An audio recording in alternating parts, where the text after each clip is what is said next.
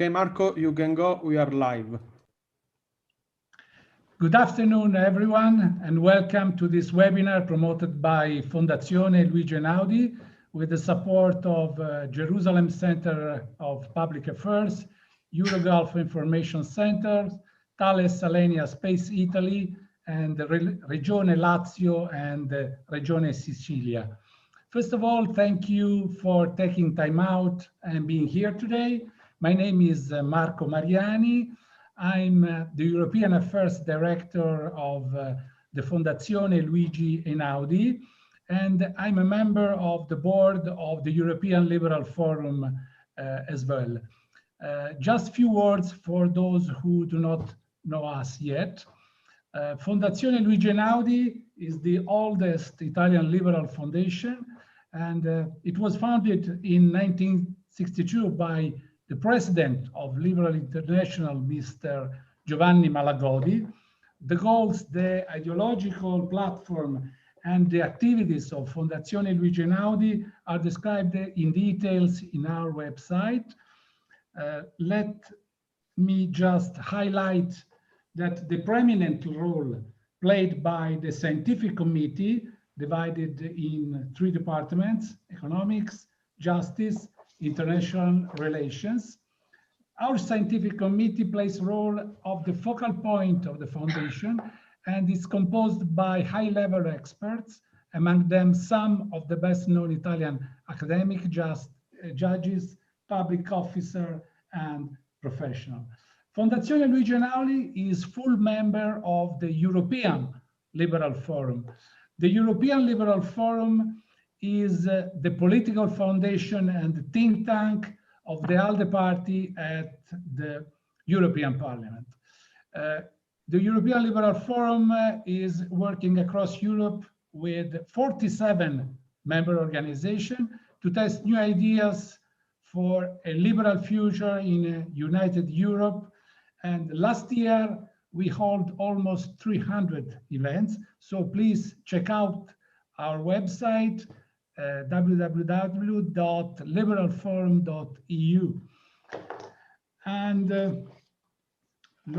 Luigi Einaudi Foundation has already organized 2 international online conferences on the subject of the Abraham Accords and their importance for Europe.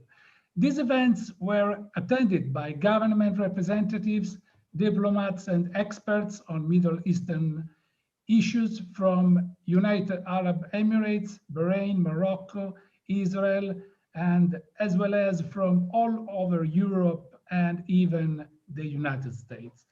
This consultation recognized and affirmed the historical value of the Abraham Accords, which have important consequences in many fields, including national security, technological development, the economy, and cultural collaboration between European countries and those of the Middle East.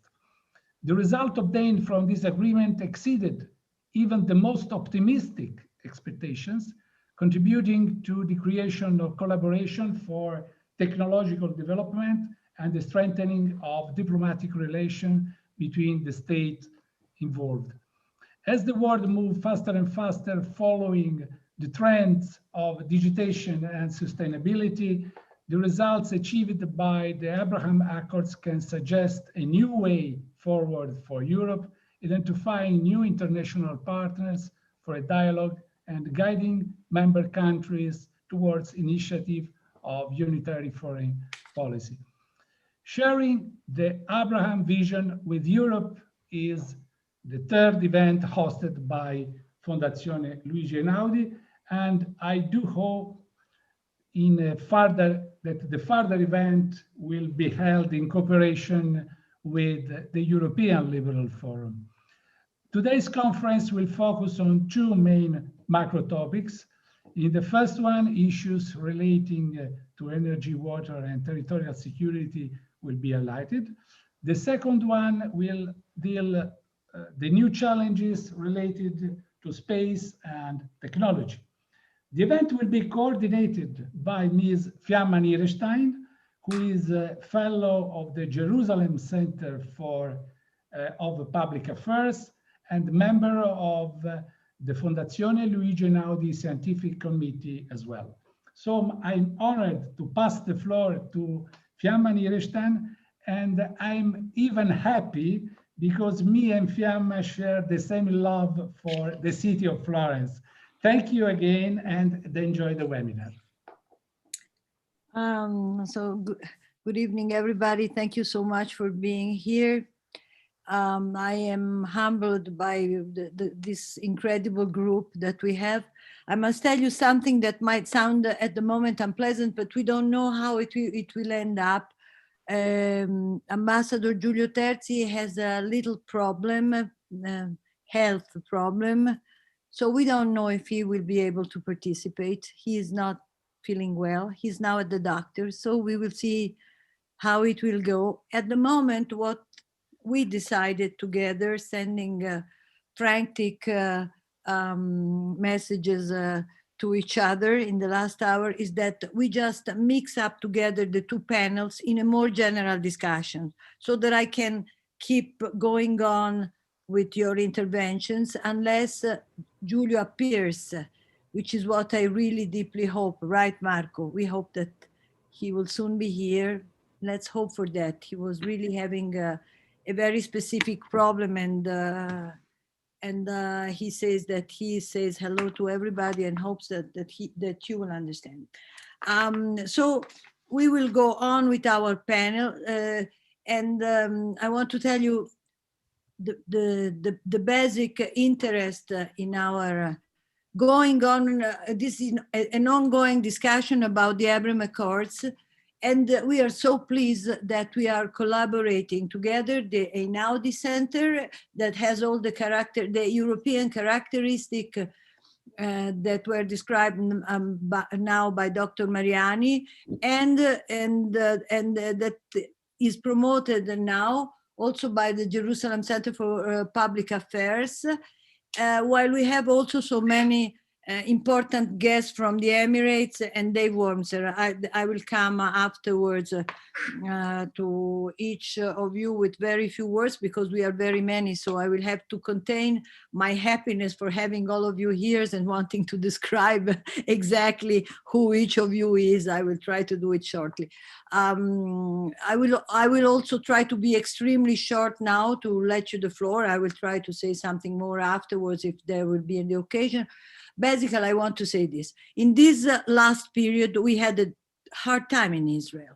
And we were also very worried about the Abraham Accords because we started seeing all around in the world press and among politicians, mostly, not only in Europe, also in the United States, a sort of skepticism about the issue, denouncing the idea that had already been proclaimed by the European Union before, that because it didn't include the Palestinian solution, the accords nowadays, and you can see this from the war, I'm quoting what the newspaper were saying, will not bring to stability and prosperity as we were hoping. This is what part of the politicians and the press in Europe and in the United States kept repeating during the war and in its afterwards. Okay, this was not true. We have seen that the Abraham Accords are resisting boldly in a wonderful way. It has been just in this last week that important fundamental steps have still been going on. There has been an extremely important conference in Dubai with plenty of representatives of any kind of science, trade, technology, culture meeting together and making gigantic steps toward the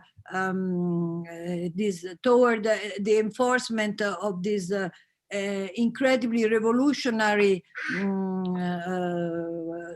way that has been entreprened by Israel and these four courageous states. And also, for instance, there has been an agreement, just to show you how things go, for the elimination of double taxation between the Emirates and Israel, which shows that really, you know, when you talk about these very fundamental, basic things, it shows that things are really going well. I would say that I will remember that at the very beginning, when the agreement were announced, Europe had very lukewarm kind of nice words toward what was going on, because when you talk about peace, you cannot refrain from saying something nice. But still, the Palestinian issue was coming up again and again. And nobody is saying here that it's not an important issue. Of course it is, but it was as if the European Union was repeating the old habit of putting it first and giving it the importance of a veto power to any developing of better relationship in the Middle East. But then we have witnessed the fact that things have changed all along the time. Maybe because there has been a reflection, a deeper reflection about the Iranian issue, also in Europe. Maybe because there have been plenty of episodes that have demonstrated how important and basic it was to create a situation where peace can go on without being stopped, without really basic reasons, as has been the case for the Palestinian issue that has been stopped for so many times while Israel was offering it. Now it looks like also Europe is showing a totally different attitude, also probably connected to the new situation that is coming up in Eastern Mediterranean, where Cyprus, Greece, Israel, Egypt are not only forming a group of states that are going on with the energy issue, but where you can see a great perspective of economic and of economic development for all Europe, of energy development for all of Europe. So I can see this as something very important, and I think it's the time where our hope to see Europe becoming part of the Abraham Accords. Of course, they don't need to sign it because there is peace between Europe, Israel, and the Arab states that are involved in the process. But still, the understanding of the fact that the Abraham Accords will bring everybody to a different stage toward a more secure and stable situation, not only in the Middle East, but all over the world. This is what we think.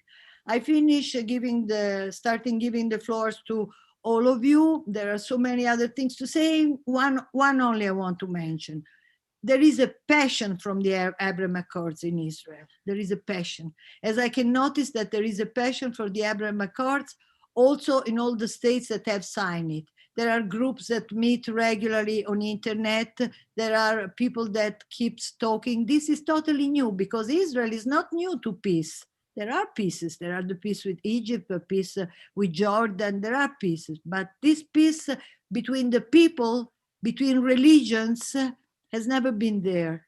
This is a totally new situation that finds its reflection on a more developed relationship in the field of culture and science and religions, dialogue between religions too. So these are the very few things among the many others that can be said that you will certainly spell out. And I will start giving the floor to Ambassador Dori Gold. Now, Ambassador Dori Gold, who is currently the president of the Jerusalem Center for Public Affairs, is so famous he doesn't need any word of presentation. He has written so many books, has been, is one of the most consulted, not only in Israel, in the United States, but nowadays with a strong relationship also with the Abraham Accords themselves, in the Emirates themselves, he has now a new important relation where he is listened to and consult. The production of books and articles at an academic level has a political and cultural importance which is recognized all over the world. His texts are famous everywhere, and he has covered so many important positions. Beyond being the ambassador to the United Nations, he has also been the director of the foreign ministry in Israel, and there are so many other things that should be said about him because he's really a number one in the Israeli culture and politics. Please, Dori. Well, thank you. Thank you, Fiamma. You know, I want to start by acknowledging that our partner, our Abraham Accord partner, the UAE, has really stood the test. We've had this assault on the state of Israel by the organization Hamas, and you know, we had effectively a war. And it could easily, you could imagine a situation where states in the region would peel away from reconciliation with Israel because of this. You know, I know that Hamas and its parent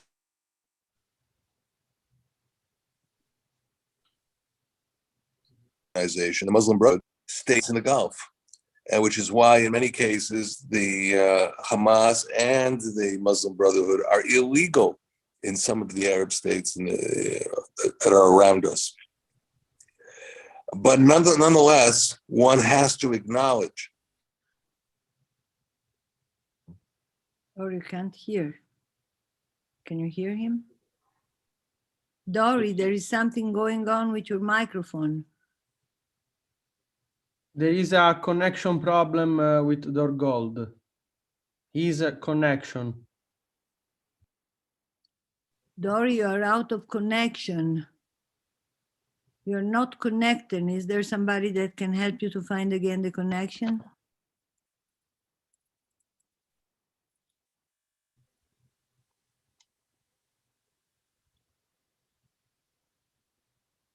He's disconnected. Maybe he's trying to find it again. Shall we go on with the next speaker? And then, Yossi. Yossi, what do you think? Shall we go on? I don't know. What do you think? We heard only the beginning of what Dori was about to say. But, let's wait for a second. Let's give him a minute. He's probably trying to reconnect. I'm sure he does. Shall I try to call him? Please do.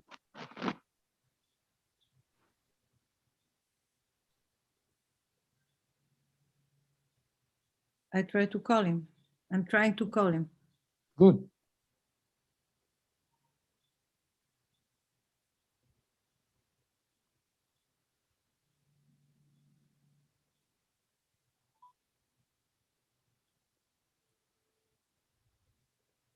Does it work?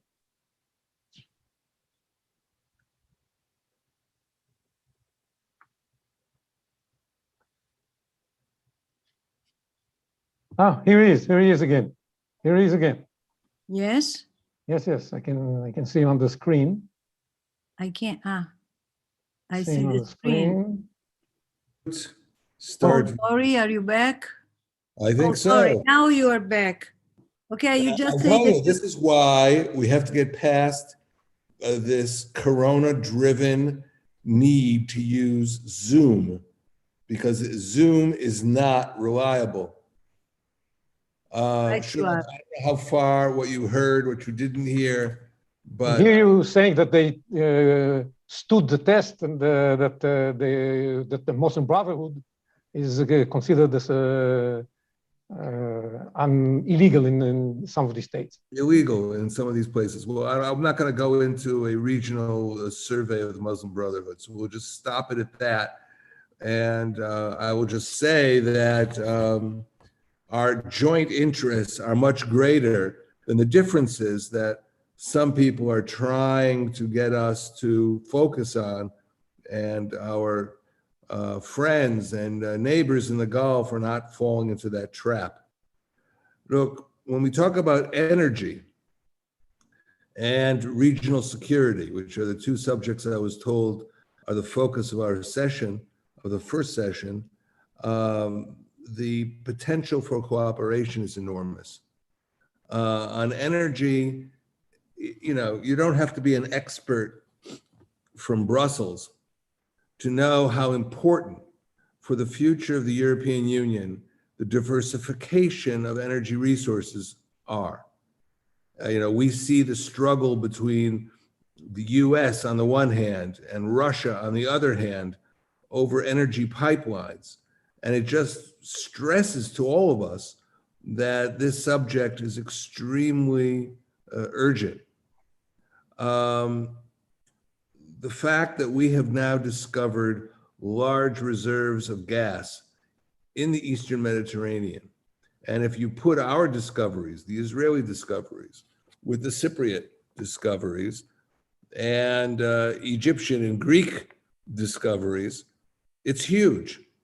We just need to develop the pipelines and the connections so that we can all share in this gas bonanza that's emerging in the Eastern Med.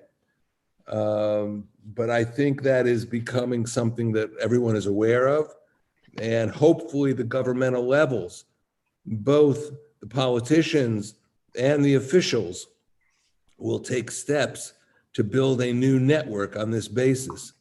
When the European Union started after World War II, they spoke about the coal and steel community, and European integration began with a recognition of the coal and steel community and what had to be done. Well, here we have an energy community, and I think that points to new possibilities in integration that we can develop, and it's up to research institutes like ourselves to put on the table new plans for pulling everybody together. I want to say one of the great developments of the last couple of years, beside the amazing relationships with the Gulf, have been the improvement of Israel's ties with Egypt and Egypt's recognition of how it needs to work with Israel to deal with both threats and with opportunities. And I'm looking forward to seeing how we take this to the next step, which really moves us from the issue of energy to the issue of regional security. Now, if you're in the Gulf, regional security means one thing. It means dealing with the challenge of the Islamic Republic of Iran. And, we are swept into this discussion because Iran is a country with imperial ambitions, with an expansionist agenda. And the first place where the Islamic Republic put its flag down happened to be our northern neighbor, Lebanon. And, a Revolutionary Guard force was deployed in the Bekaa Valley.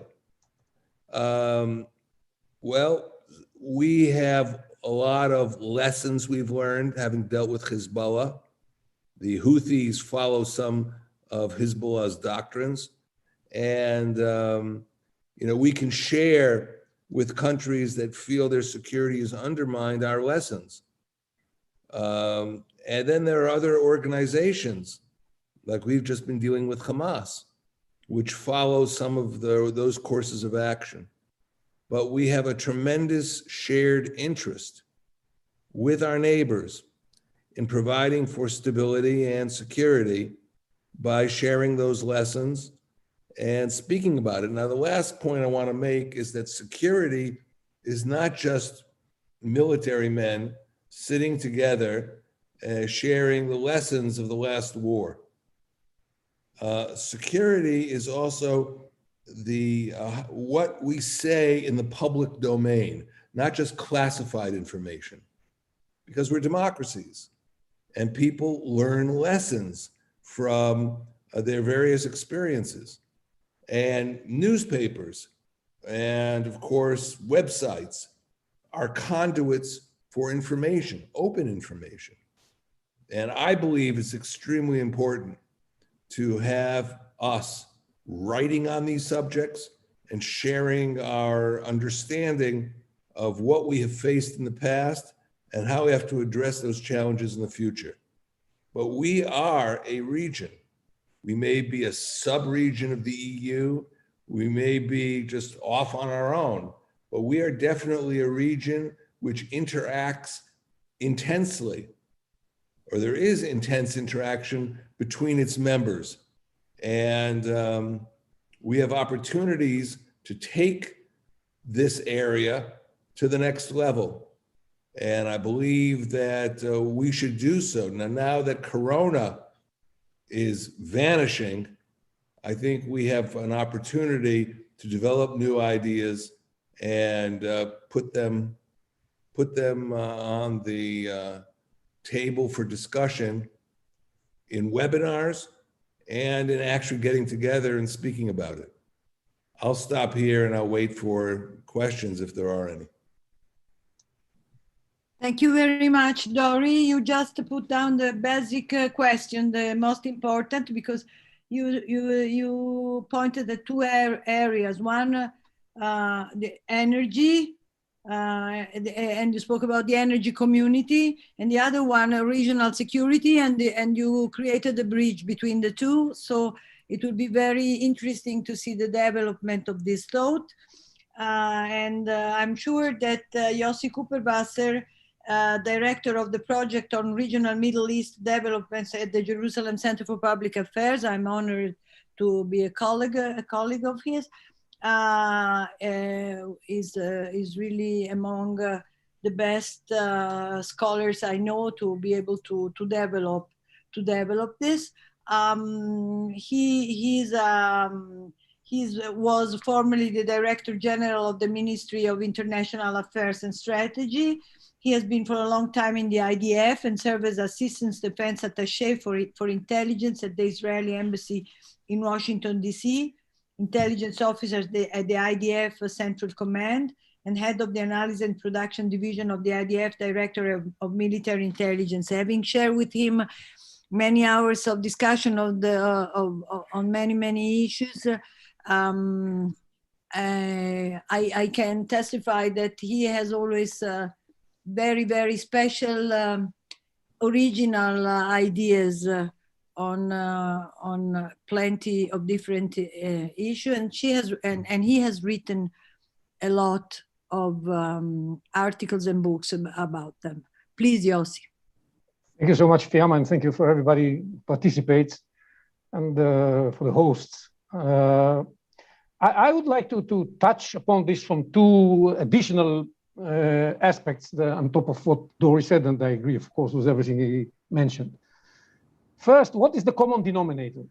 Is it just to have an opportunity to have better economies and so on? I don't think so. Successful economy is going to contribute to the strength of these alliances that we are involved with, but it's not about that. What this is all about is about moderation. What the common denominator of everybody that is on the same page in this Abraham Accords on the one hand, and an Eastern Mediterranean cooperation on the other, and hopefully Europe will join sometime, it's not there yet in full, is the attitude of moderation and the need to confront extremism, radicalism, fundamentalism, terror, the use of terror and violence. These are all the things that we are trying to stand against. And I spoke with many friends in the UAE. I know this is the second name. Moderation is like the second name. That's why the UAE was so much in front of everybody else in moving in this direction. I think this is very important. And that's why I also believe that more countries are going to follow, because moderation is also, there's an attempt in Saudi Arabia to adopt this name to their name as well. So if they are going to continue moving in this direction, we should be able to join Saudi Arabia into the group as well in the future. Sisi's Egypt is there because it has the same belief. Definitely Greece and Cyprus are there because they believe in the need to confront radical trends that are coming. Also, there's also a national issue here, but it's beyond nationalism. It's beyond the national issues. It's not only confronting Turkey because of its ambitions. It's no wonder that Turkey is also now led by a leader that is identified with the Muslim Brotherhood. And that's radicalism and that's fundamentalism. So this is what keeps us together.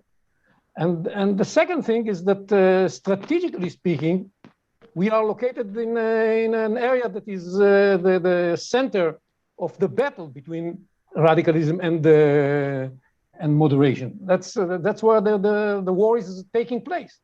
And it's taking place all over the Middle East. There's no one country that has escaped this battle. We were part of it in last month, but everybody experienced that. And the UAE fought in Yemen, and so did Saudi Arabia, and Lebanon is divided between different forces, and so is Syria, and then everybody in Iraq, and everybody is involved in that. Of course, the main forces for radicalism, for extremism in the region are first and foremost Iran. So also from a geostrategic point of view, it's combined with what I said before, and the Muslim Brotherhood elements that are at the same time fighting against moderation and those who represent moderation. And when I look at that, and I say to myself, what is going to be the things? What are going to be the things that are going to determine whether this experiment is going to be successful or not? I say, first of all, it has a great chance of succeeding because the belief in moderation is strong, is deeply embedded in our political thought, in our ideas and ideals. So it has a good chance, but still it's not guaranteed. We have to work hard in order to make it work. And the first thing is the extent of the commitment of the parties to the Abraham Accord, first and foremost, and also to the alliance of the East Mediterranean Alliance, to the cause. Can they be shaken?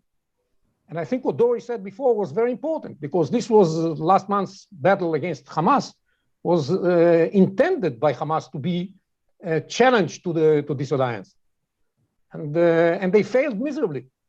Right. And, I must commend the UAE foreign minister who said last week that he's embarrassed with those countries who make the difference between the armed wing of the military wing of Hezbollah and Hamas and the political wing. There's no such thing.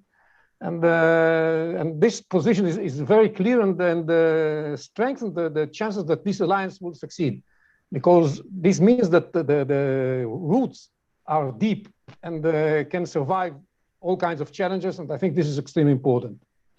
The second question is, to what extent we shall be, the second test is, to what extent we shall be able to prove that it was a beneficial move. Not only that we stood against the radicals, but we also gained all kinds of other things because of our cooperation. And Israel, in this respect, this is all of that is one alliance, even though part of it is called the Abraham Accords and the other is called the East Mediterranean Cooperation. It's still the same thing, because Saudi Arabia and the UAE cooperate a lot with Greece and Cyprus, with and without Israel. And Israel cooperates with the UAE and cooperates with Greece and Cyprus with and without the combination between the two. and we have to prove that this is beneficial.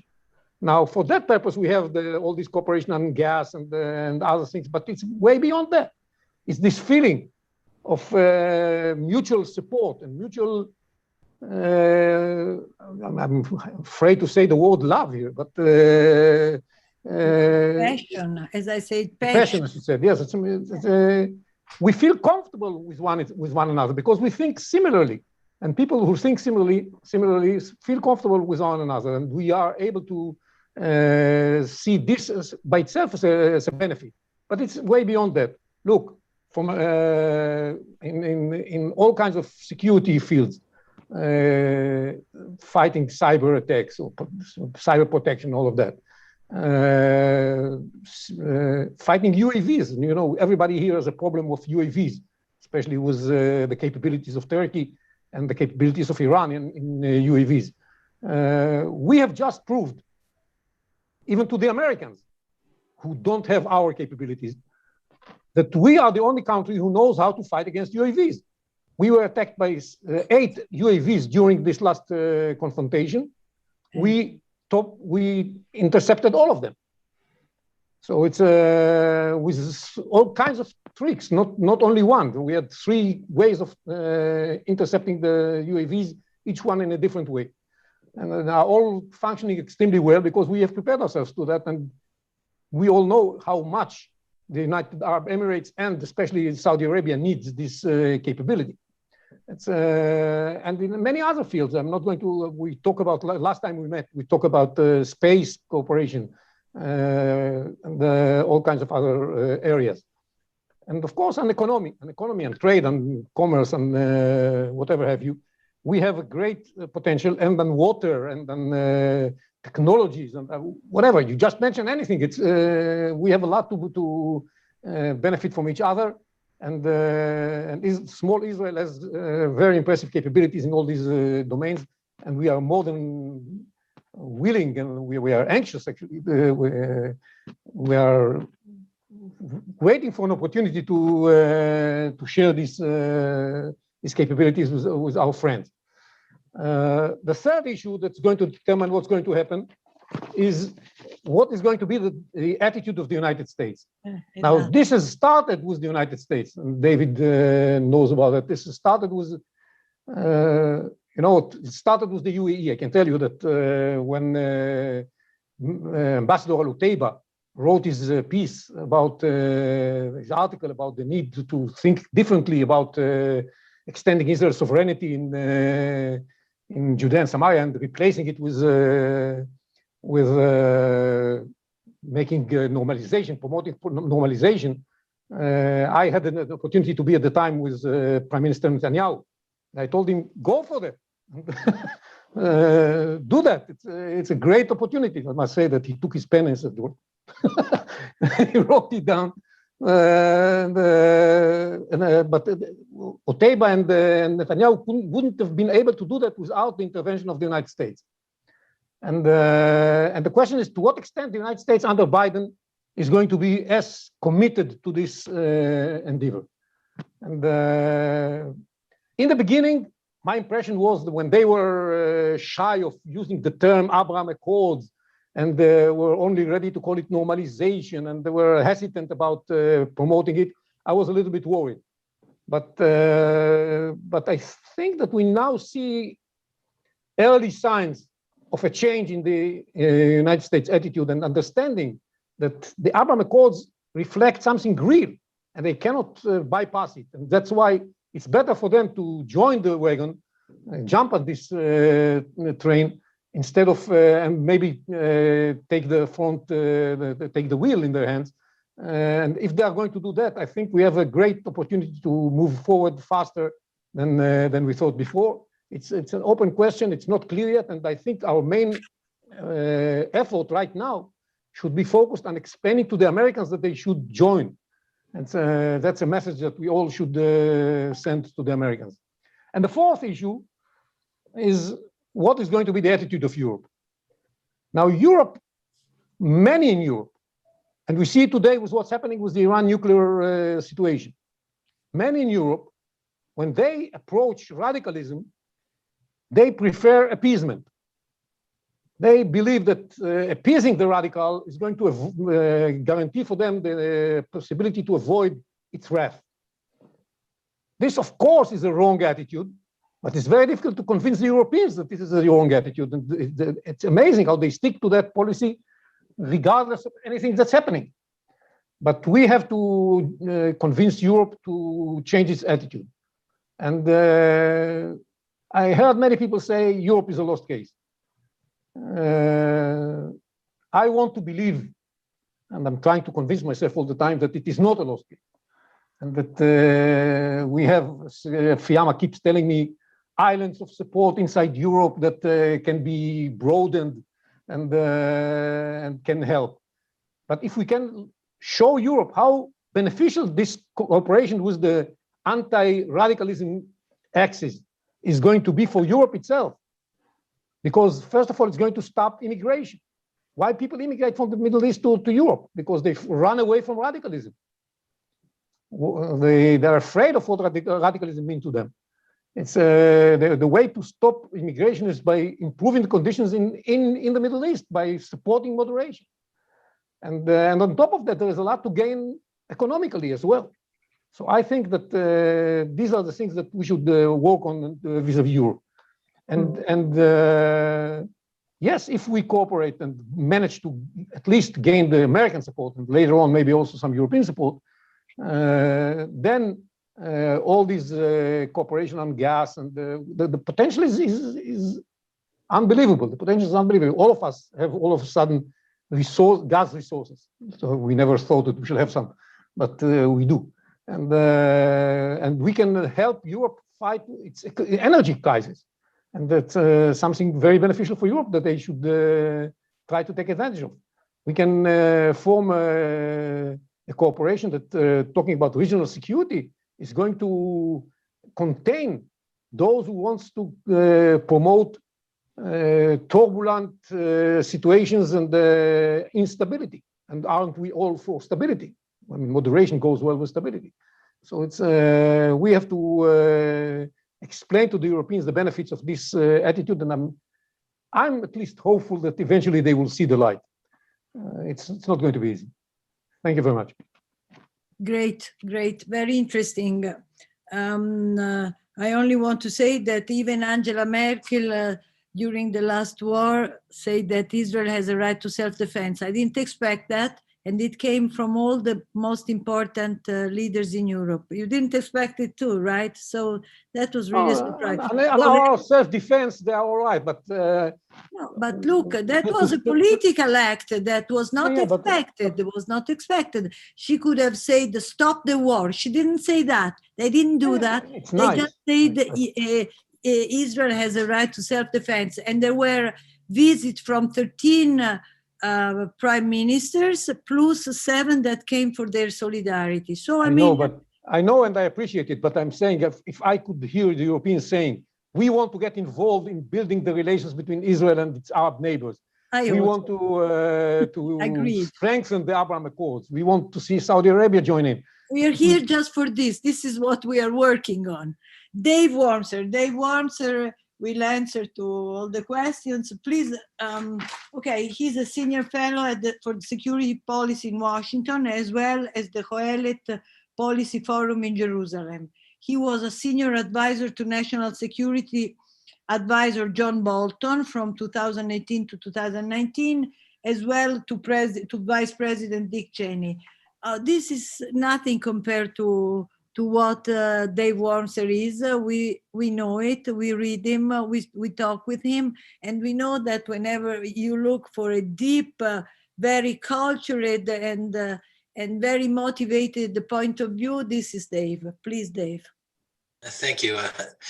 First, I want to take issue with one thing that Dr. Mariani said about your mutual love that you and he have for Florence. I would have to be included in that, and Fiamma knows that. Fiesole and Florence are 2 of my favorite places. Let's go back there together. Yes. Apart from that, I want to go back for a second to what makes peace and what made peace in between Israel and its neighbors. And I think there's a number of common themes. None of them pass through the Palestinian issue. Egypt did it for its own reasons and global geopolitical terms.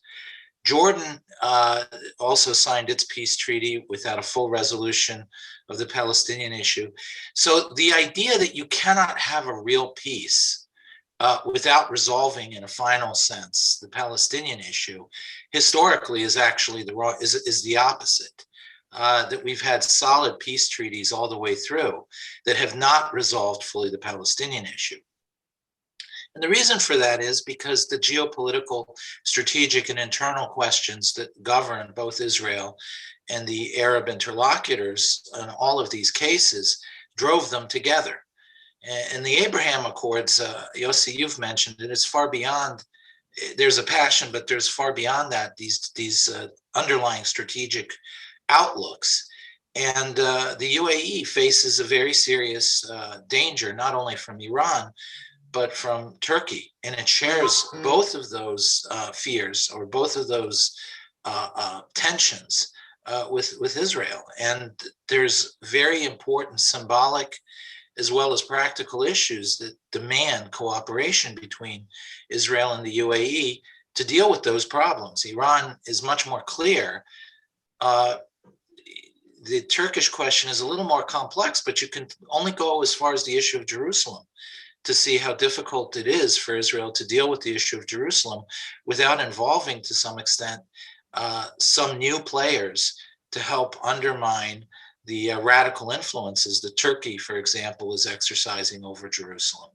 I would note that the last war with Hamas, there was clearly an Iranian angle. You need go no further than Ismail Haniyeh's statement thanking the Iranians for their support and financial contributions and weaponry. But I would also note that a tremendous amount of the equipment and a lot of the support and money also passed to the Hamas in Gaza from Libya through Egypt via the Turks.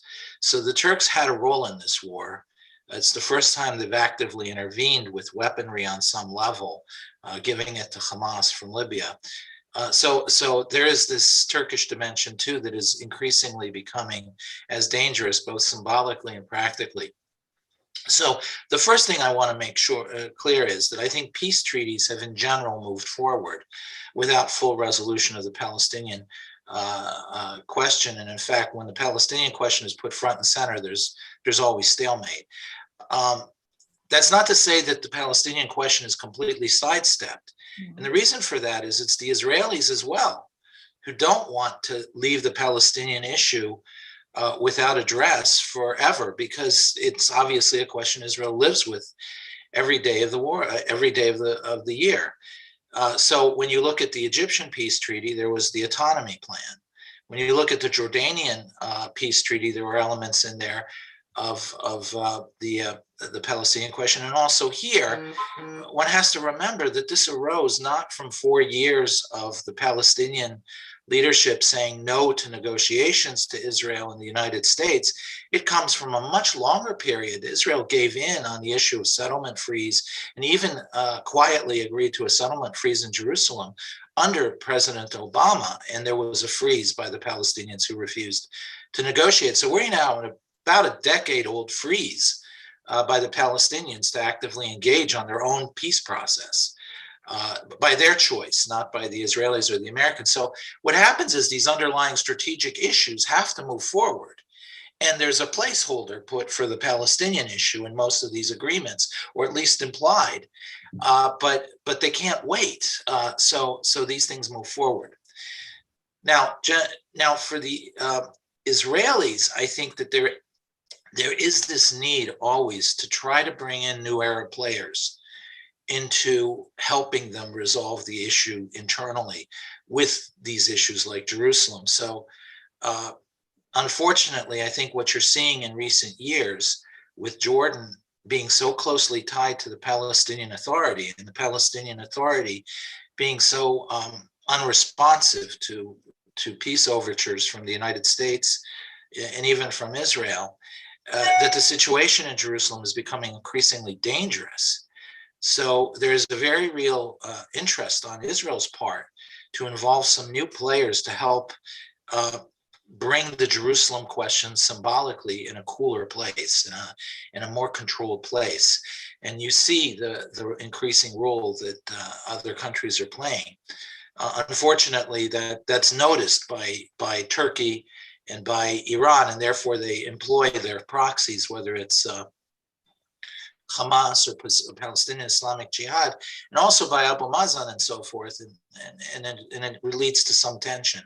But nevertheless, in the long run, you see a deep Israeli interest not only to just shove the Palestinian issue aside, but to also bring in players who might play a productive role on the Palestinian issue to help what is a daily concern and daily problem for Israel.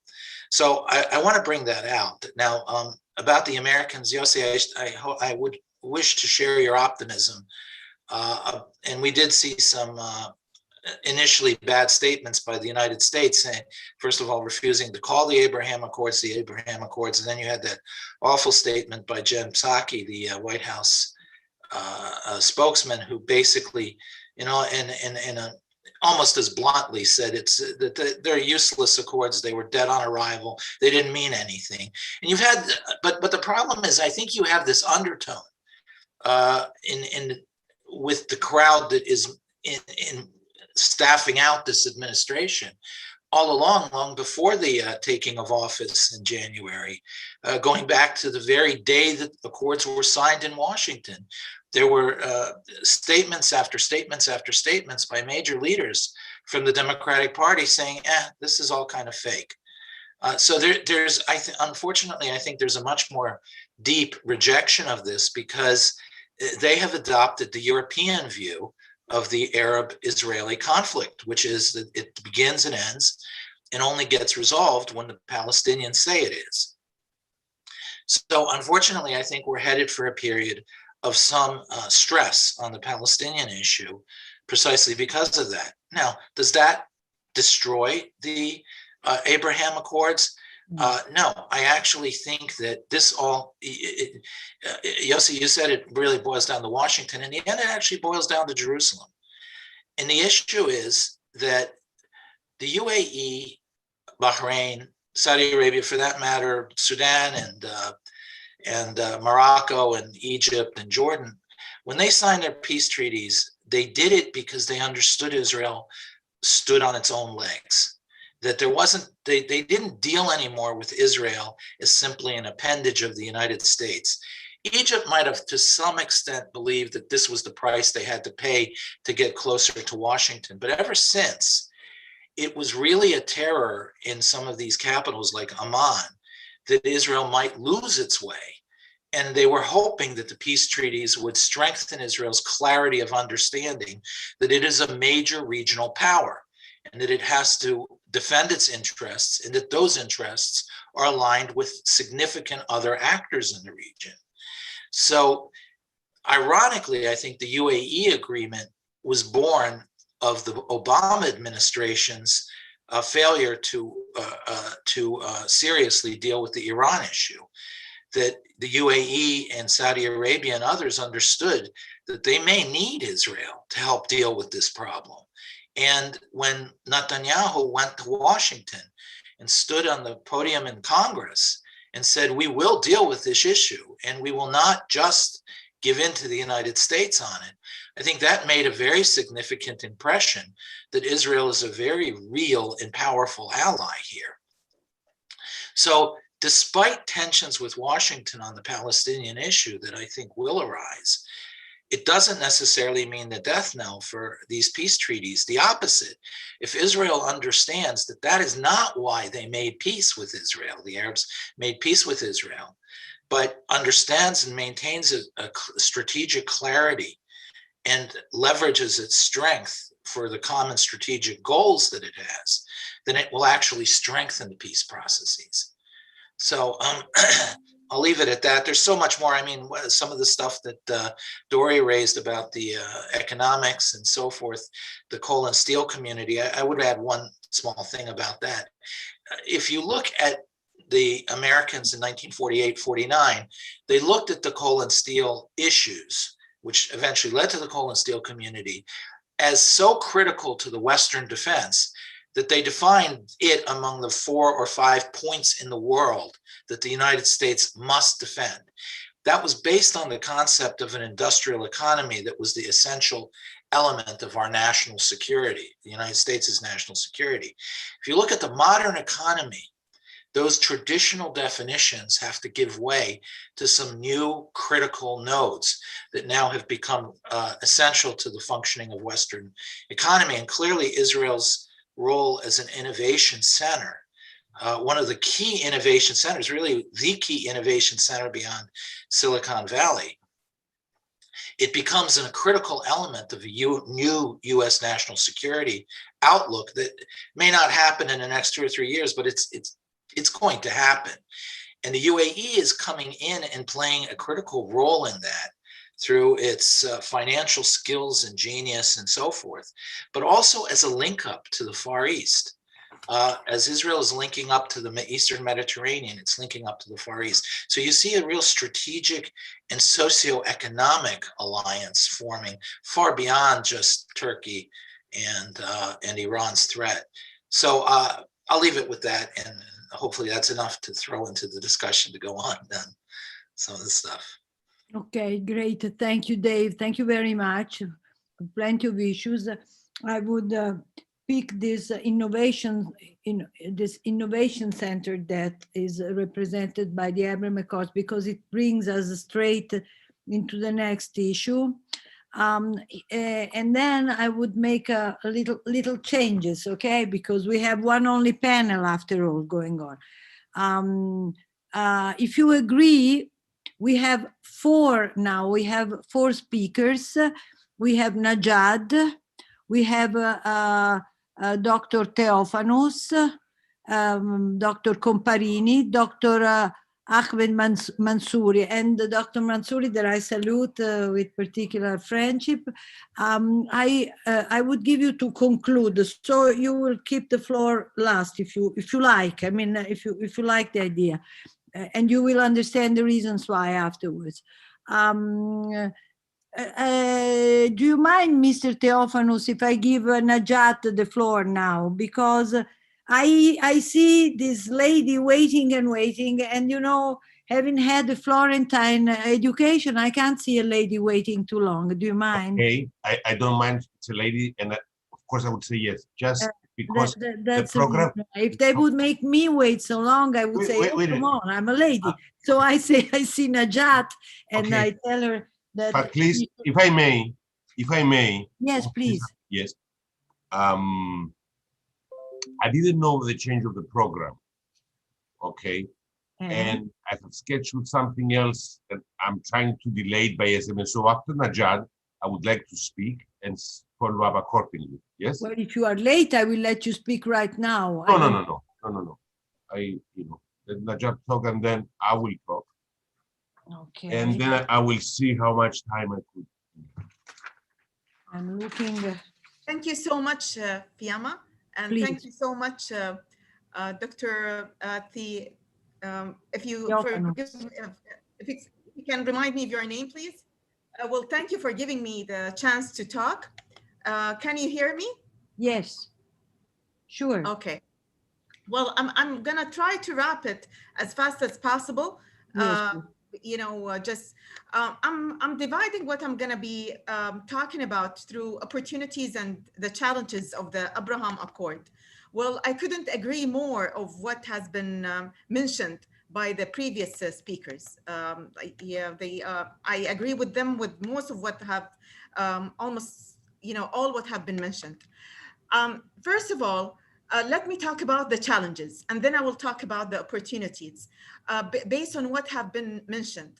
According to what I see, like there are wrong starts that have been done by the Biden administration and also with the support of the Europeans. These kind of wrong starts that I see them, and also dangerous starts. And instead of continuing for more peace agreements in the region, it scrambles to resume negotiations with Iran. So I don't know why the Biden administration, since it came it appeases Iran to that extent. What did it do in order for the Biden administration to appease it to that extent? It also gave dangerous signals by appeasing to the Iranian regime, and at the same time, it freezes weapon sales to American allies as Saudi Arabia and UAE in the beginning, even though the latter has launched a historic peace process and the first warm peace with Israel in the region, and it rewarded it with such a start like that. Accordingly, in rewarding political Islamist ideologue, the enemies of peace and stability in the region, as well as punishing Arab allies, the Biden administration's recent decisions have sent dangerous signals, and that basically those anti-peace radicals are not actually people without goals and ambitions, and they have their own political agenda, and they can understand these signals as go ahead and fight.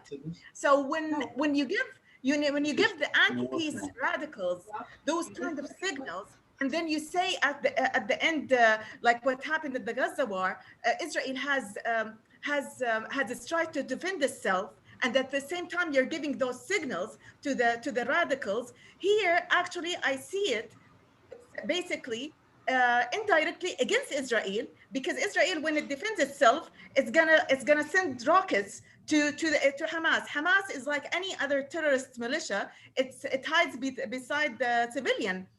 Innocent civilians. So here, the hatred against Israel will be increased according to that, because we know that militias always use civilians as human shields.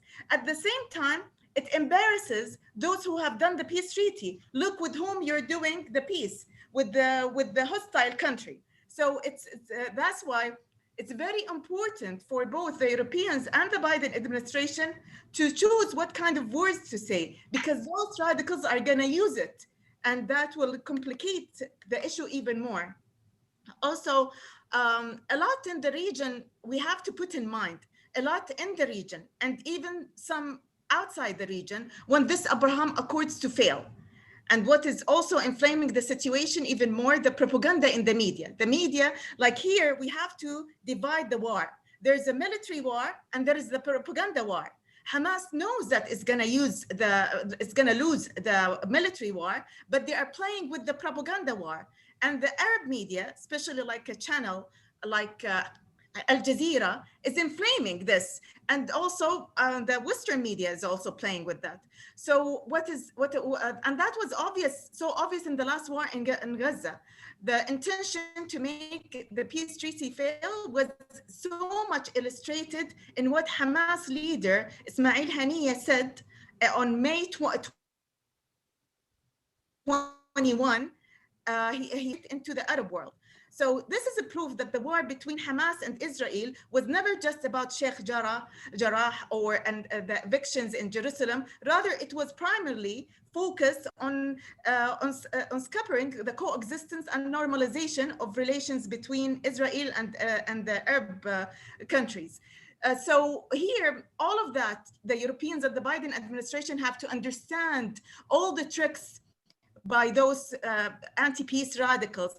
And also the decision of changing the word Abraham Accord. Why is that? The Abraham Accord word is actually sense of unity between us and Israel. So why they want to change it to normalization? And I think they should know the word normalization is an accepted word in the Arab world, because normalize means that you are normalizing with the unwelcome entity or a taboo entity.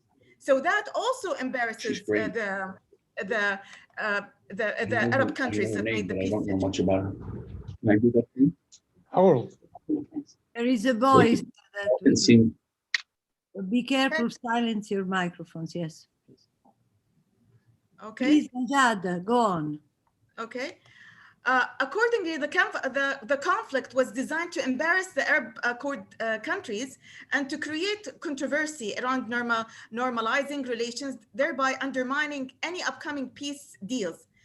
For example, we have also to focus on the media. Qatar media, mainly Al Jazeera, both in Arabic and in English, supported the propaganda war of Hamas. Also, we saw this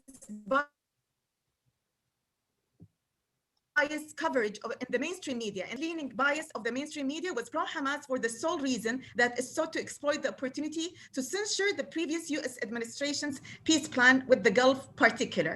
So as if their intention is only to make whatever has been done by the Trump administration fail. Oh, and this is also dangerous, especially in critical situation like that.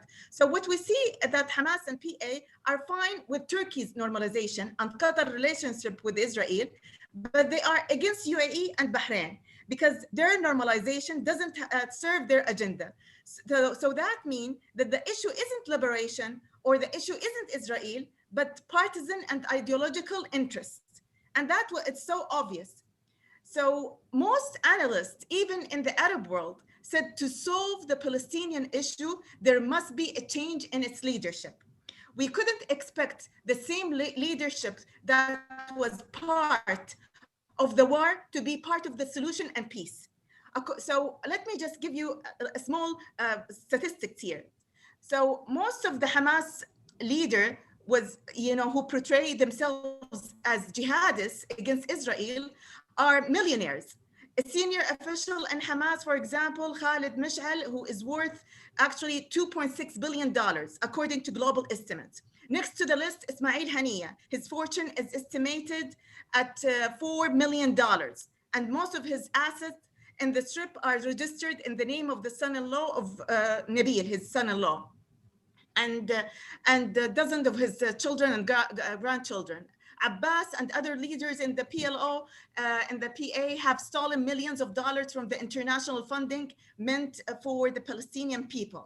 So, and yet the Biden administration provided this leadership with $235 million in aid to the Palestinian leadership. There is no solution because the continuation of the conflict is beneficial for them. So why they will end it?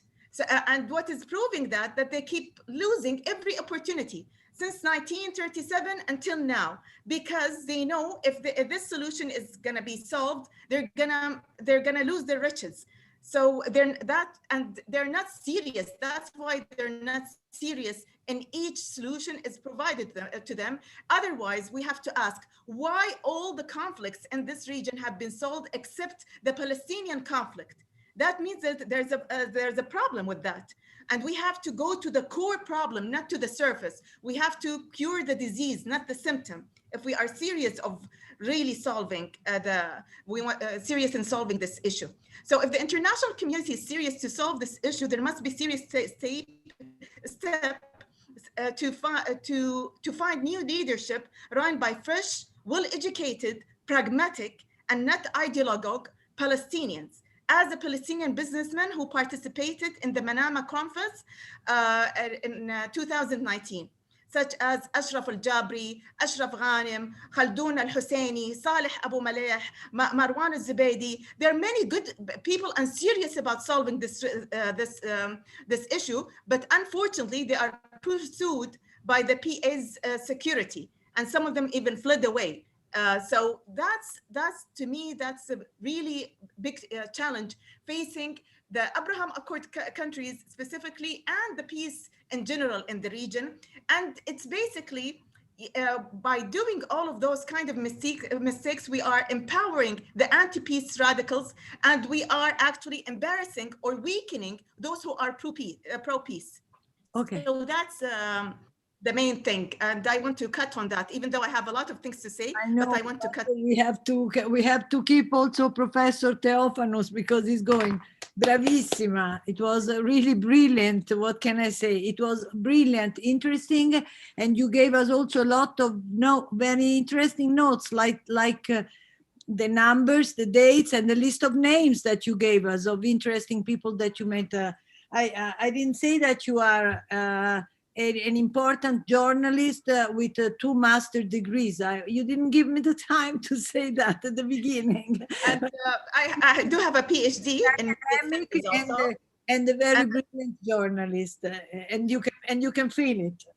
Now it's the turn of Professor Andreas Theophanos, and then I will give the floor to Dr. Massimo Comparini that I don't see anymore. I hope he's there. Then I hope he will confirm. Amir Fiamma. Now I will give to Professor Theophanos, and then I'll Sure. give you, and then to Ahmad Mansouri, Dr. Mansouri. Okay, now Professor Theophanos from Cyprus. He served as economic advisor to President of the Republic of Cyprus from September 90 to February 93. Currently, he's the president of the Cyprus Center for European and International Affairs, and also the head of the Department of European Studies and International Relations of the University of Nicosia. Stephanos' areas of interest focus on Cyprus-related issues of governance in bi-ethnic and multi-ethnic societies, EU affairs with emphasis on issues of integration and political economy. Please, Professor.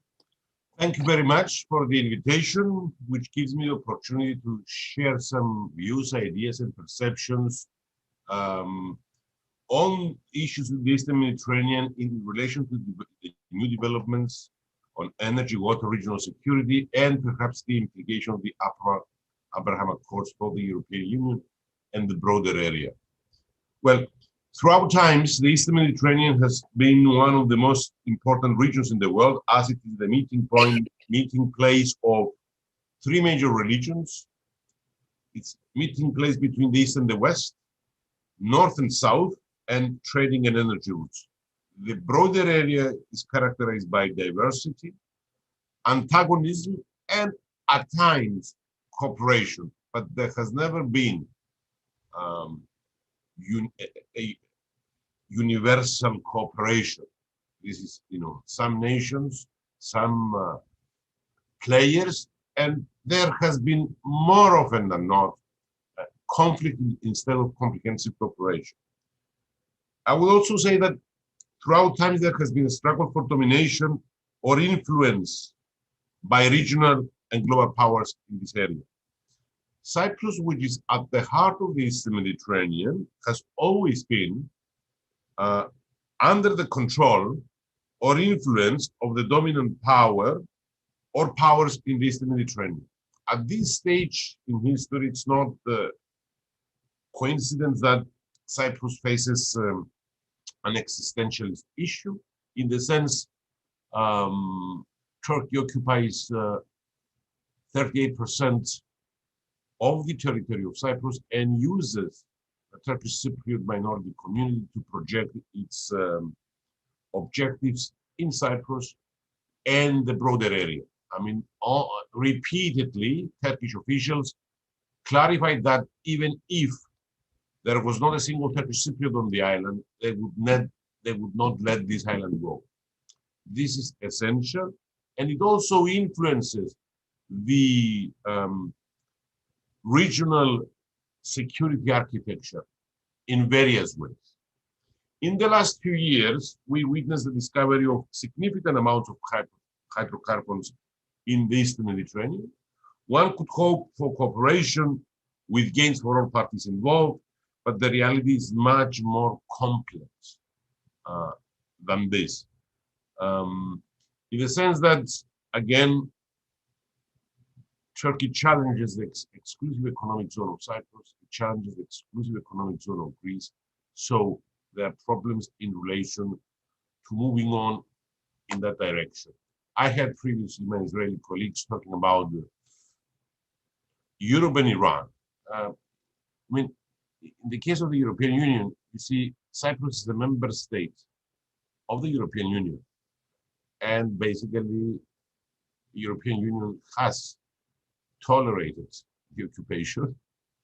And for example, when there is a conflict in the area involving Cyprus and Greece, most pressures are directed towards us because we're the weaker party in the area.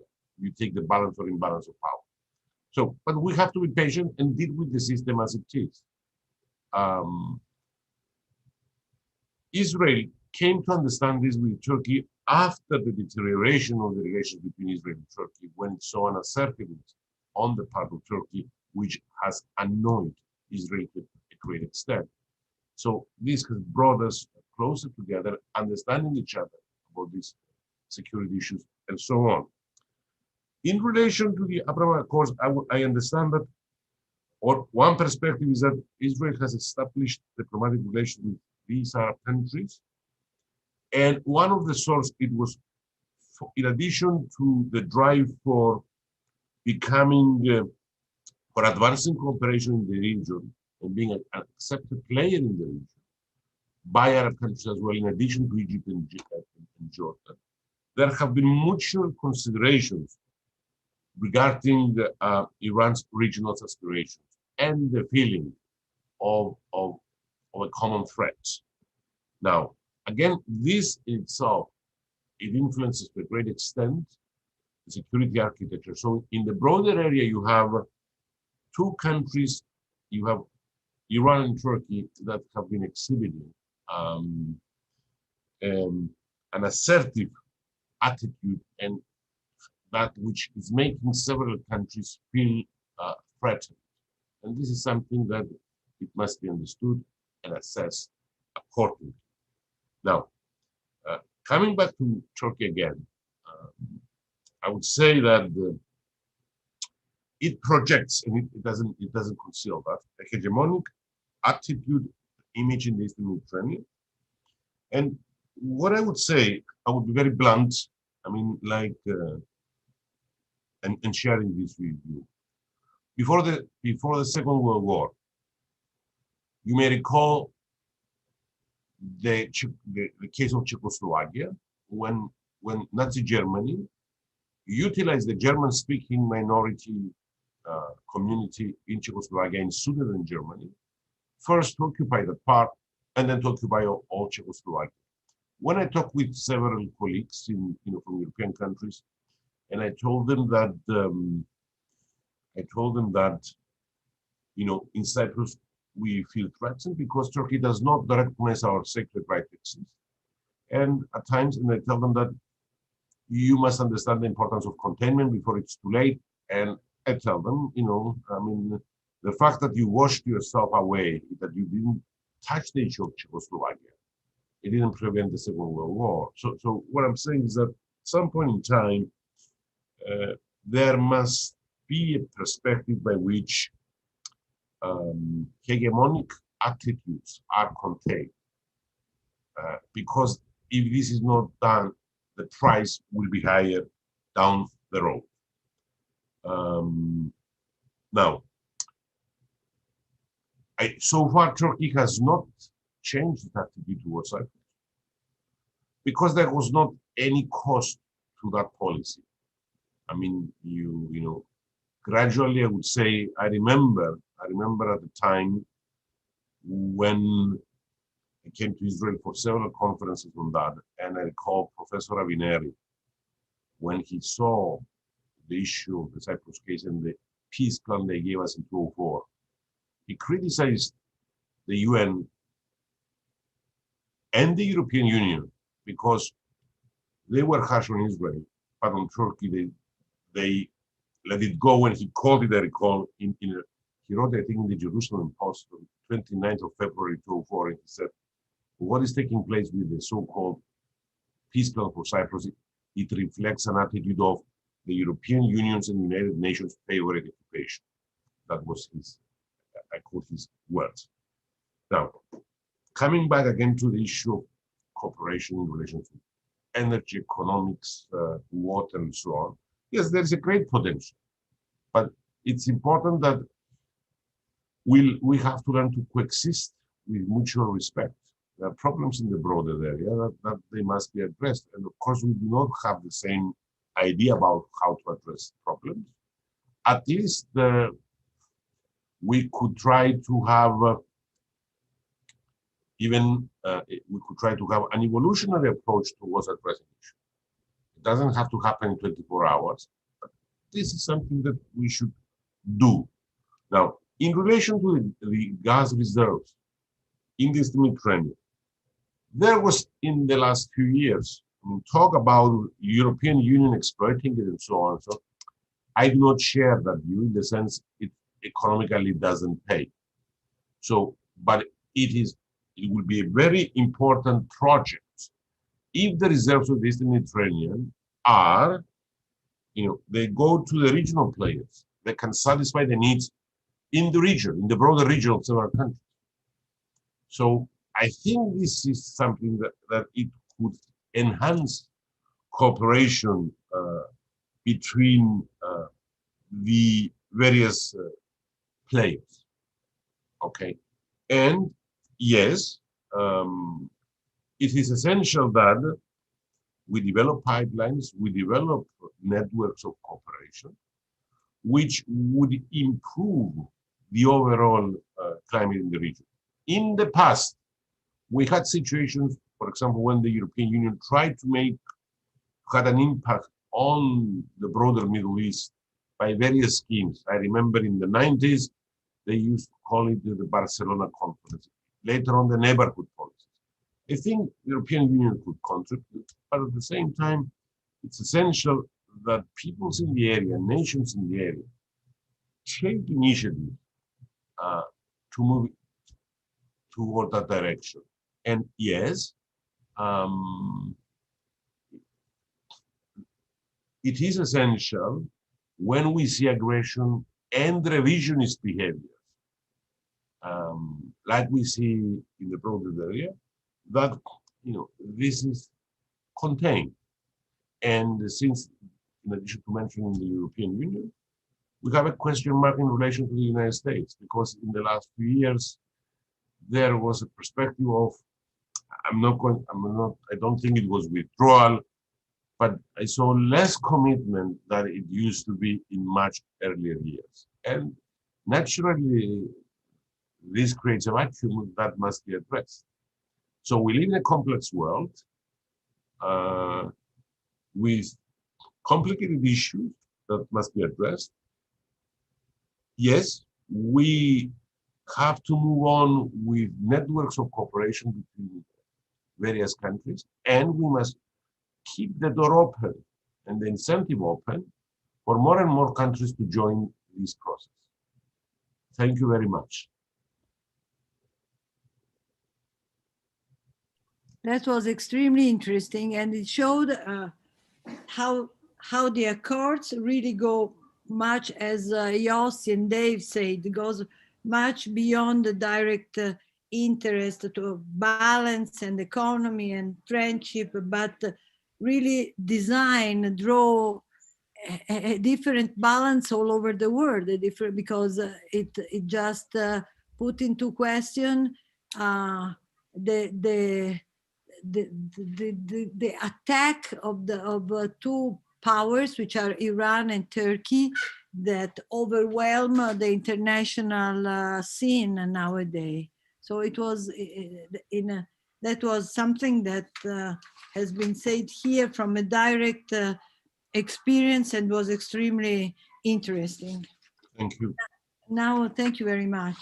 Now I will give the floor to Professor Dr. Comparini. That is, I know a lot of things about him. I would like to say that he started at Alenia Spazio, holding various management positions as in the role of Chief Technology Officer. In 2013, he was appointed at Telespazio CTO. And in 2016 became the CEO of GEOS and ASIAN Telespazio, and established international leader in Earth observation and geospatial information. And in his role, chairman of GAF and Earth Lab Luxembourg. So I think it will be, well, really something totally new and interesting for us to listen to what you will tell us. Thank you, Fiamma, and thank you for the nice invitation. So my perspective is it's a little bit different in the sense that I'm going to talk about technology and more in detail space technology, but also it's very important because of course we see how the space technologies and the space infrastructures are having more and more geopolitical influence. And also an effect in what we call the space diplomacy. So it's to some extent absolutely in line with some discussion, and also due to the to the presence of countries like Israel and like the Emirates on the Abraham Accords, and two countries that are not only emerging but are also providing space technologies and space solutions. So I have a presentation, but I prefer Fiamma to go more, let's say, on a kind of talk. All of us, we have in mind what happened more than 50 years ago when the man posed his foot for the first time on the moon.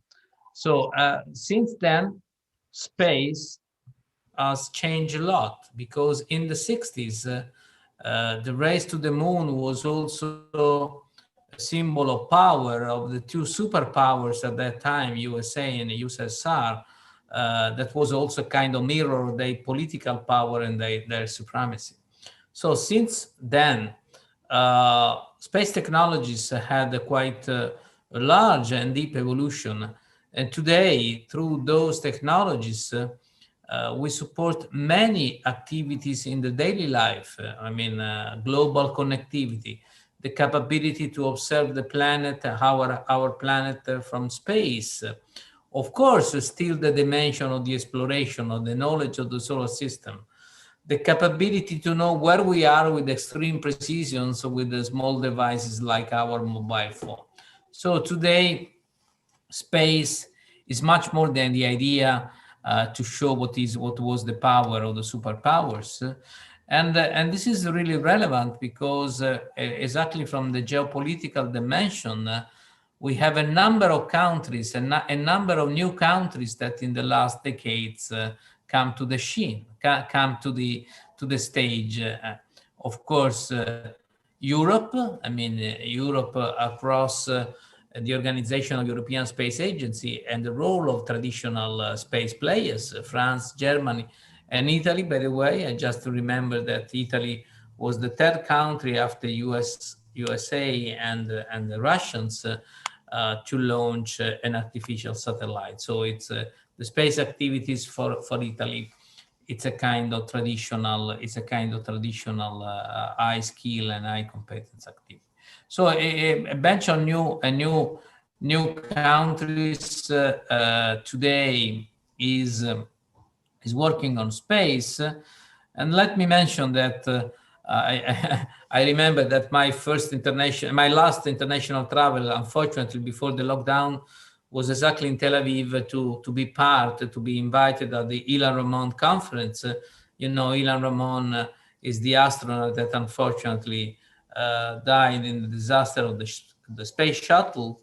But this is just to mention that, of course, Israel is traditional country looking for innovation and looking for innovation in space. And this is also the reason why we have a long relationship of cooperation with Israel, for instance, through the Italian Space Agency.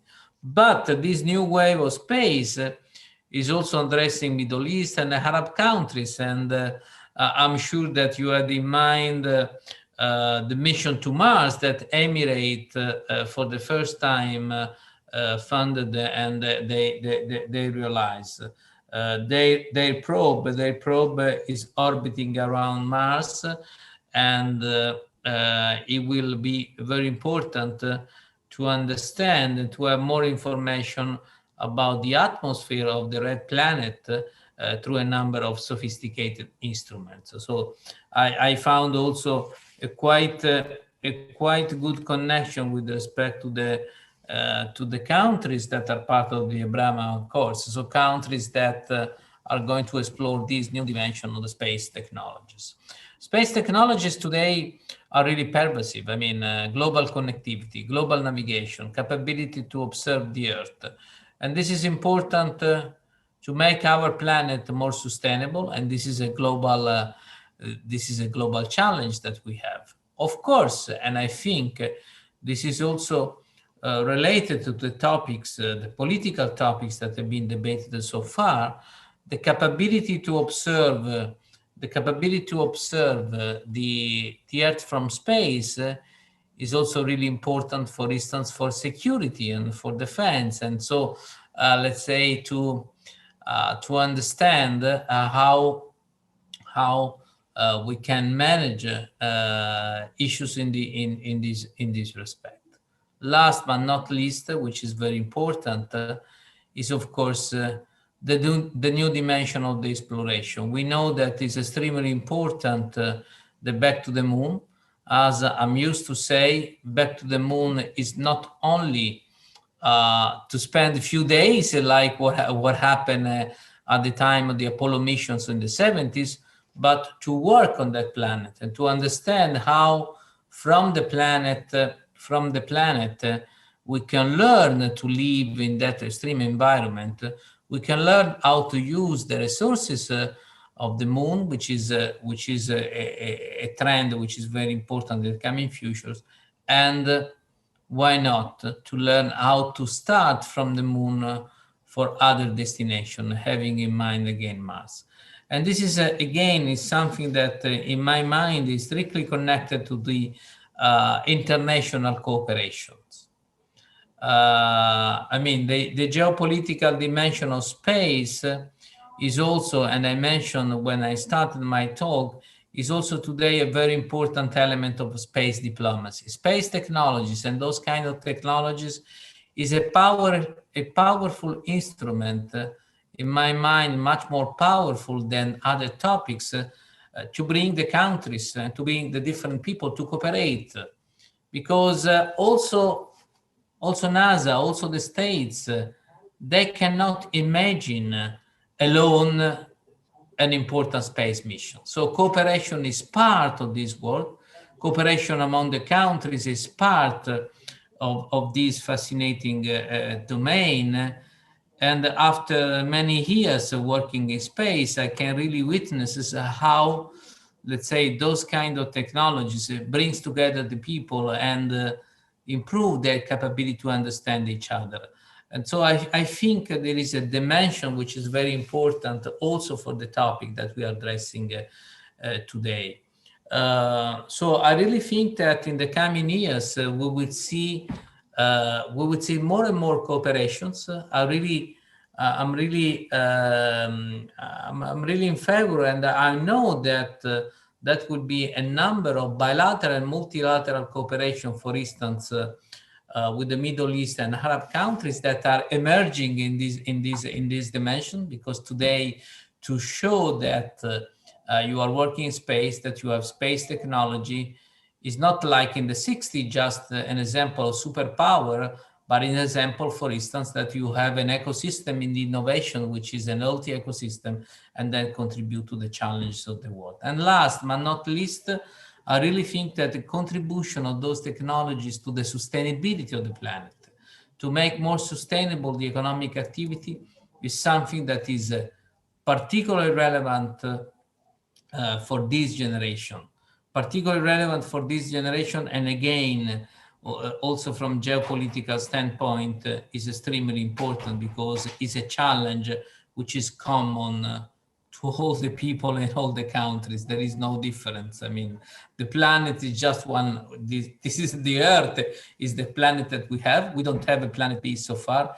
And so I really think that, again, this is a way, let's say, to have unified high objectives for our communities.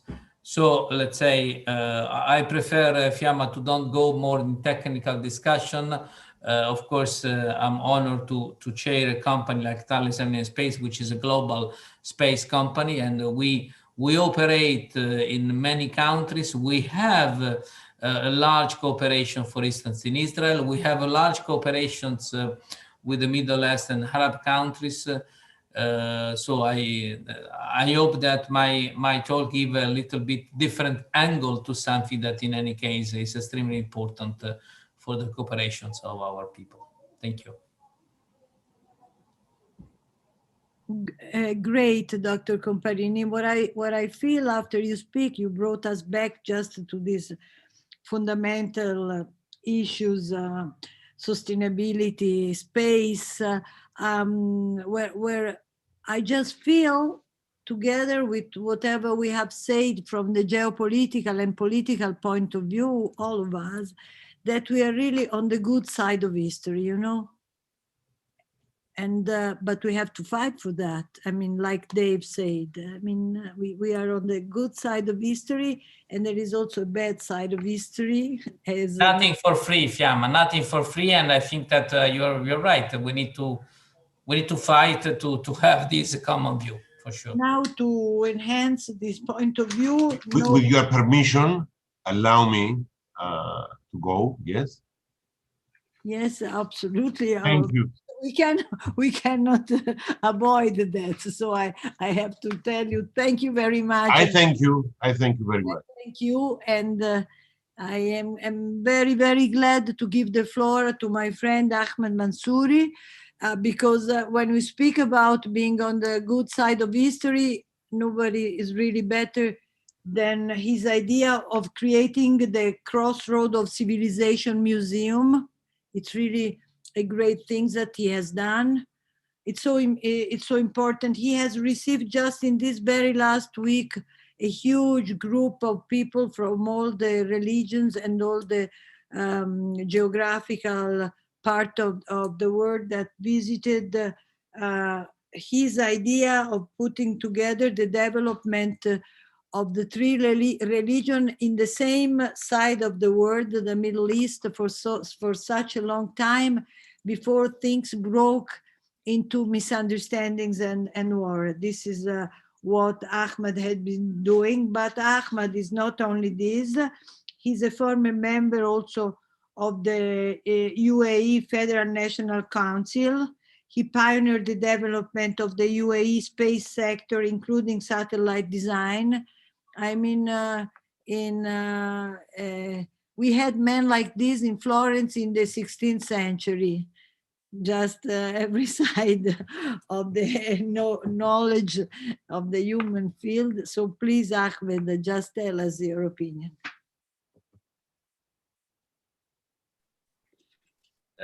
Thank you very much, Fiamma, and I'm very happy to be with you. I'm very honored to be with one of the panelists, and I hope my session will be adding value. As you can see, I'm not a doctor, I'm not an expert, I'm a normal person, a simple person, and but I'm going to share with you my experience because I've been involved in this area. I'm not going to say by design. It's like I think we're developing, evolving naturally. Whatever I do is very naturally. And whatever I reflect the culture, because as individuals of the simple Emiratis, which is happen to be is the same in congruence with the culture of the leadership of the country, culture of tolerance, culture of bringing together. If I may, before I talk about the projects things, if I may, Fiamma, I just would like to share some of my views about the Abrahamic Accord and about the positive, the challenges, and all these things. And then also, and then I'm going to get into these areas which are practical. Mostly I'm a practitioner more than a speaker. The Abrahamic Accord, it's about a new Middle East. It's about a new Middle East. We are trying. I think the decision which was taken by both countries, it was at the right time. All countries, the region have been through different phases. Israel and the UAE, they have done their pros and cons, and both of them are very mature countries, and they know their interests. So relationships are built on interest. It was not a honeymoon. It was not something, a love story. It's nothing has to do with that. And people are not just excited, all of these myths, do not exist in the international arena. These are both of them are very responsible actors. And when they took decisions, people call us new countries, but by the name, but we are very old in history and as nations. When people call us very small, but we are very strong and we lead development. We spearhead development in the region. Both of us, are very modernized, but at the same time have very strong identity. I'm wearing my clothes, I don't change. Israelis and Jews, they have their own identities, and we respect that. These are capitalism. If we talk about Middle East, you should talk, you cannot exclude religion. You cannot exclude kinship relationship, kinship bond. You cannot exclude the cultural aspects. Middle East is all about these things. And that's why this piece, can be cemented, can assure more sustainability if we really capitalize on these kinship aspects.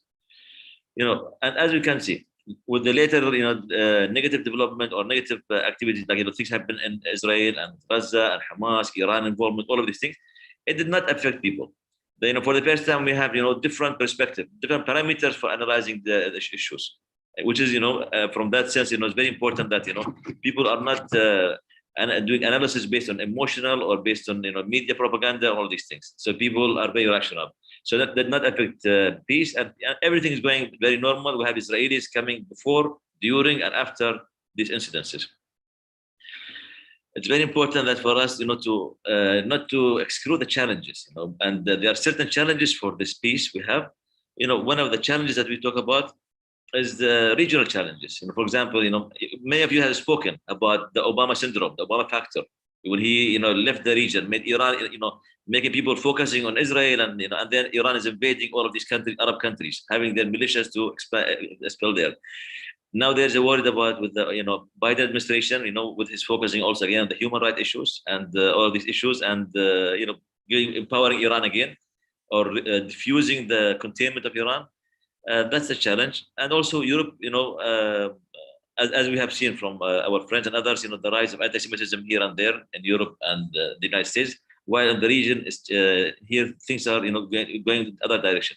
Multiple factors, for good or bad, affected the relationship, brought countries together, made realliances of the region. At the same time, both certain factors are trying to increase the challenges.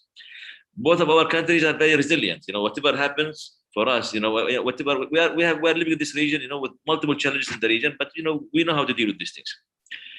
So internally, I think it's very important for us to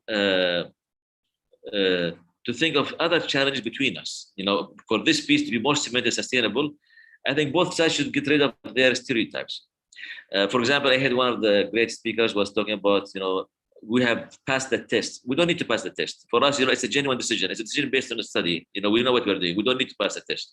So this is not something, it's not a school for us. And we are, we know how to deal with these things. Second, there is second myth, that that the peace was based because of Iran. I think, let's be realistic. Not the United States, not Israel can, touch Iran because of Russia and China. There are other factors, players in the region. So, and we know how to coexist with the Persians, and we know how to deal with them. But this alliance will strengthen us, will help us to contain the Iran and its whether it's Shia arm Hezbollah or Sunni arm Hamas.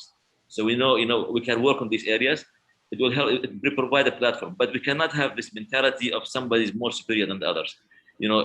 This not good. Each country can live independently, but at the same time, we need to have a region where we focus on stability of our countries, stability of the region, and also development. It's very important to get out of the myth, of somebody is more superior than the others. I think being technological superior, having nuclear weapon will not make people more, powerful than others. It's very important to think of, areas of cooperation.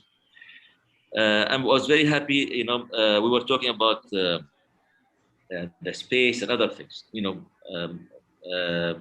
Head of the chairman of Thales, His Excellency was talking about the space diplomacy. Space diplomacy, technology diplomacy, these are very important. However, the key for that is how can we share the know-how? How can we exchange? How can we help countries to develop their own programs?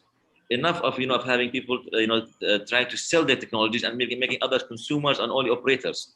We need to focus on countries to build their own sectors by themselves.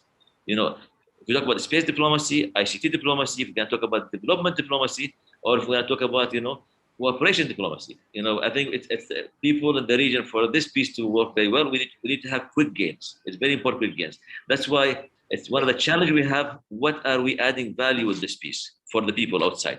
I'm not talking about it's great adding value, stability politically. We have one region, one destiny. We are living one world, one destiny. We know that, and the COVID has proved that. But how can we assure, how can we encourage others in other regions also to join us in this peace? If they don't see any quick gain, economically, because many of these countries, if you can see, they are facing economic and social challenges. These are very important for us. Also, I think we have to also, as a solutions for us, we should not always rely on superpowers from outside or external powers. As regional, we should have our own platforms to solve our problems, to speak to each other. Regional platform, like Europeans, they have very good platform, for arbitration. We should have platform for security, at least no one respecting each country's sovereignty. Like what happened, for example, Iran involving Israel, that breach of sovereignty there. We should have platform of economic cooperation. Such regional platforms, I think, are not existing. And I think if we have such platform structure, that will help us to get to better result. Not only always rely on countries from outside who are looking only for short-term benefits. I think it's also very important for us when we deal with terrorism and radicalism, all these things, whether they are in Israel or in the Arab world. We should not look at it as a security issue. Security is definitely important, legally definitely important, but we should involve other experts, sociologists, psychologists, and other sectors to be involved to solve these problems, to deal with treating the roots of these problems. We are missing that. We are only dealing with the symptoms, and so these are very important for us to think about them, and also if we're going to talk about about the things that we have done in the UAE, for example, what Fiamma was talking very clearly about the Crossroad of Civilization Museum. This museum has been there for the public since 2012. It was in my house from 2006 until 2011. And then when I used to invite people, then the government, they loved the idea because it reflects the culture of the country. They said, why don't you come outside? So they give me one of the historical royal house to host it. They loved it. Then they give me 2 more houses to make 2 more museums. So we have 3 museums. So in this, one at the beginning, one of the things we have the monotheistic wall. We have a piece from Torah, from the Gospel, from the Torah from the 4th century, and from the Gospel and the Quran from the Middle Ages. So and then we have before it was organized chronologically, but then we said people love a story, so we changed it into like the Holy Land Gallery. We have also the Multi-Faith Gallery. And we have an exhibition of place of the Jews in the Middle East, because many people, because of the narratives, people think the Jews came from outside, but they don't know that they are from the region. So we have historical pictures from MENA region, not Middle East and North Africa. It's very important to prove that for the people so they can see, and to remind them, because always in the Quran, Israel talks about them as the tribes. You cannot talk about Arabs without the Jews. You cannot talk about the Jews without the Arabs. Both of them are cousins and they live together. I mean, when they were living together peacefully, Middle East was great. But since they are having problems, unfortunately, Middle East down the drainage right now. So we need to make it great again by really trying to have the platform, and using different diplomacies. How can we cooperate together, side by side, and then we can pace and lead in that area. So these are very important things for us to do. And also, we have a verse in the Quran says, وَمَنْ أَحْيَاهَا فَكَأَنَّمَا أَحْيَا النَّاسَ جَمِيعًا. It's part of the verse. It is also the same verse. Who revives the life, revives the whole world.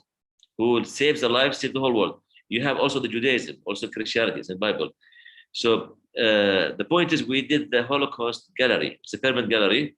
And on the 8th of April, we have launched it. And then, to honor the victims, and, at the same time to pay tribute to also the Arabs and the Muslims also who to risk their lives and their countries to save the Jews. So it was very important to show the relevancy of the Holocaust. At the same time, also people have to understand, separate between different issues. It's very important, this is a historical event. It was a crime against humanity, crime against one race, one religion, and there's nothing happened as a magnitude in the history of humanity, especially the modern history. So it's very important to highlight that, so people prevent that, because unfortunately it's increasing. This thing can happen anytime. And we have seen, events, that little events, whether January in the United States or other places, can lead to such things. The steps are taken. So we have created that gallery. It's a permanent gallery, and also we have an event on that night for Yom Hashwa. At the same time, on the 26th of May, also, we focus on the compassion. When we talk about peace, it's a complete peace. It's not just political, not economic, not this. It's also social. Others, people have to feel, to feel and have compassion for each other, and to focus on the hope, and there. So, and we have been very successful. But before that, in December 6th, we were focusing. We had the first dialogue between Israelis and Emiratis, between Muslims and Jewish people, and also between Arabs and Jews. That dialogue was very important, religious, also sociological, and also it was cultural. And we signed an MOU, with Israel, the Heritage Center, to promote peace. How can we turn the political decision of the peace between 2 leaders into tangible results in our culture? We believe investing in the cultural aspect is very important. We are lacking right now, I think, this cultural relationship, because there was a wall between, two countries. It's very important to invest in the soft issues, also in legal framework, and how we have to pave the way, for people to work with each other. And since the peace happened and the interaction between the people to people, government to government, what's happening, it's very healthy. And I think, we think it is a genuine peace, and it's going to continue.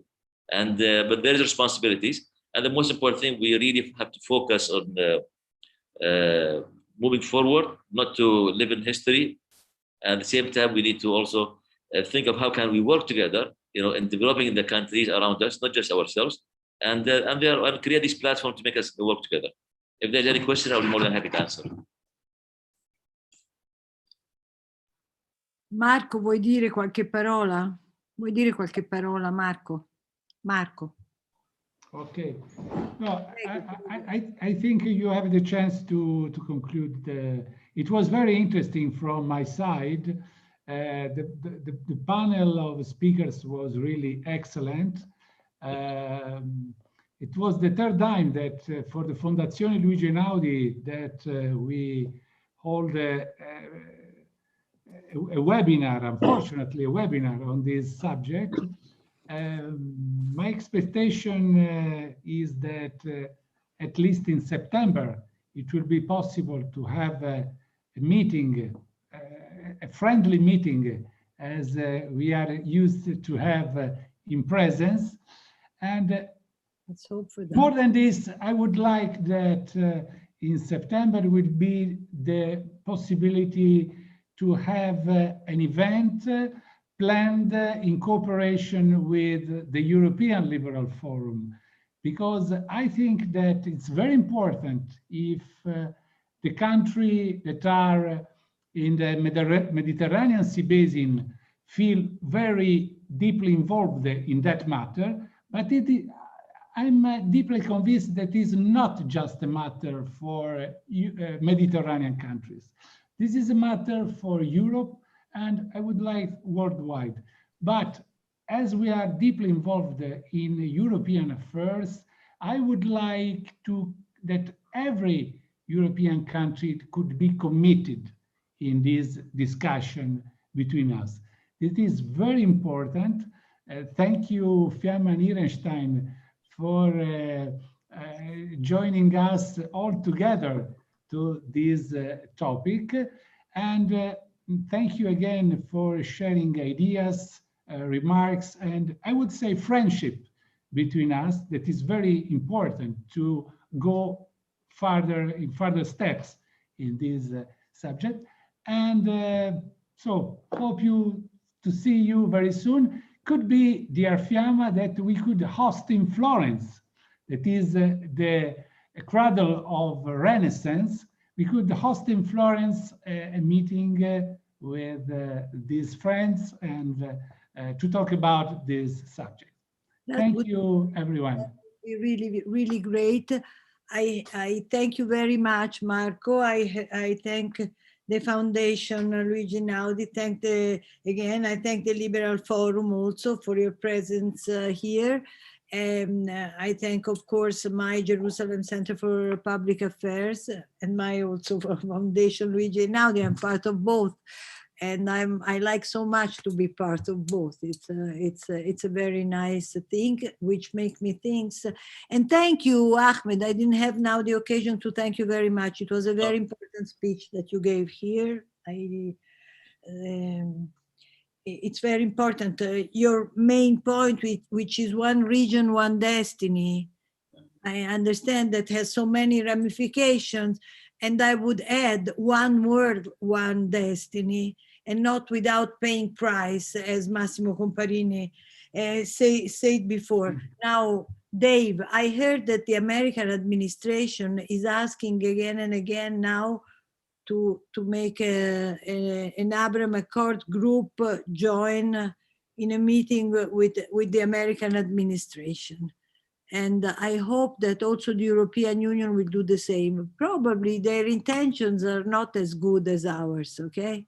But never mind, we just start moving. And I hope that the strength of our idea and the fact that as I said, we belong to the good part of the fight, will bring us will bring us to some good results. We need some, you know, we're going through a difficult time. There are good things and bad things. Certainly the Abraham Accords are part of the good things. They are not the only one.